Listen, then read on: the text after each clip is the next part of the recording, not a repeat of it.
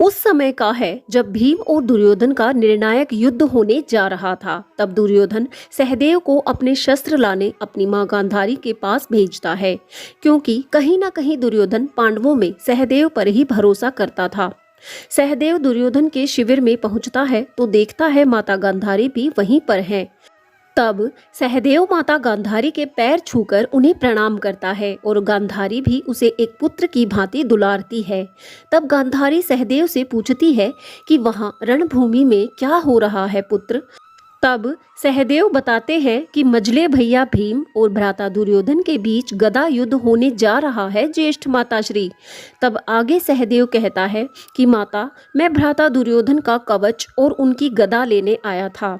तब गांधारी कहती है कि हे पुत्र, युद्ध का परिणाम चाहे जो भी रहे, किंतु ये ना भूलना कि मेरे पुत्र भी तुम्हारे भाई ही थे। तब गांधारी कुंती के विषय में पूछती है कि क्या तुम कुंती से मिले।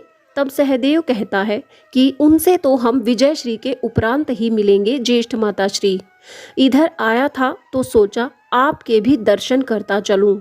वहां मेरी सब प्रतीक्षा कर रहे होंगे, अब मुझे आज्ञा दीजिए। तब गांधारी सहदेव को ये कहकर कि जीवित रहो पुत्र आशीर्वाद देती है। ये हस्तिनापुर की माताओं का दुर्भाग्य है, ऐसा गांधारी आशीर्वाद देते समय कहती है। अब उनके पास इस आशीर्वाद के अतिरिक्त और कोई आशीर्वाद रह ही नहीं गया है, और ये भी आशीर्वाद कम है। उनकी आशाओं का प्रतीक ज्यादा है पुत्र। तब युद्ध मैदान जहां पर भीम और दुर्योधन का गदा युद्ध होना था, वहां बलराम यानी श्री कृष्ण के बड़े भाई आते दिखते हैं। तब बलराम को देखकर दुर्योधन भीम उन्हें प्रणाम करते हैं। बलराम इन दोनों के गुरु भी रहे हैं, इसलिए उनका वहां उपस्थित होना उनके लिए बहुत प्रेरणादायी था। तब दुर्योधन कहता है, प्रणाम गुरुदेव, मैं कदाचित आपकी ही प्रतीक्षा कर रहा था। तब दाऊ बलराम को देखकर श्री कृष्ण भी उनके पास दौड़े दौड़े जाते हैं और प्रणाम करते हैं, क्योंकि दाऊ बलराम ने युद्ध में ना शामिल होने का निर्णय किया था, इसलिए वे युद्ध आरंभ होने से पहले ही तीर्थ यात्रा पर चले गए थे और भीम दुर्योधन के गदा युद्ध के समय पर ही लौटे हैं।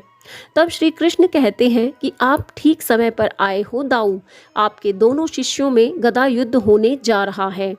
तब बलराम ने कहा, मैं जानता हूँ, मेरे दोनों शिष्य गदा नीति में निपुण हैं। तब दुर्योधन कहता है कि धृतराष्ट्र पुत्र होने के कारण आपके चरण स्पर्श करने का पहला मौका मुझे मिलना चाहिए।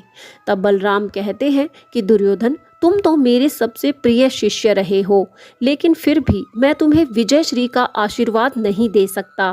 तब दुर्योधन कहता है कि मैंने आज तक इस युद्ध में विजयश्री का कवच पहना ही नहीं है गुरुदेव, परंतु आज का युद्ध तो अत्यंत विशेष है और मैं ये युद्ध विजयश्री के आशीर्वाद के बिना ही जीतना चाहता हूँ। परंतु गुरुदेव, आप अपना विजयश्री का कवच इस भीम को अवश्य पहना दीजिए। तब भीम कहता है कि आप ये युद्ध आज विजयश्री के आशीर्वाद बिना ही होने दीजिए दाऊ। तब दाऊ बलराम गदा युद्ध के आरंभ होने की घोषणा कर देते हैं और अंत में दुर्योधन इस युद्ध में मारा जाता है। इस तरह इस प्रसंग से यही सीख मिलती है कि भले ही कैसा भी समय हो, बड़ों का सम्मान करना ना भूलें। जैसे पांडवों ने हमेशा अपने बड़ों का सम्मान किया है और सबसे आशीर्वाद ही प्राप्त किया है, तभी अंत में उनकी विजय हुई। यदि आप जीवन में झुककर चलते हैं तो रास्ते आसान हो जाते हैं। आपने इस प्रसंग से क्या सीखा और आपको ये प्रसंग कैसा लगा, कमेंट बॉक्स में अपने विचार जरूर साझा करें और ऐसे ही ज्ञानवर्धक वीडियोस के लिए चैनल को अभी सब्सक्राइब करें।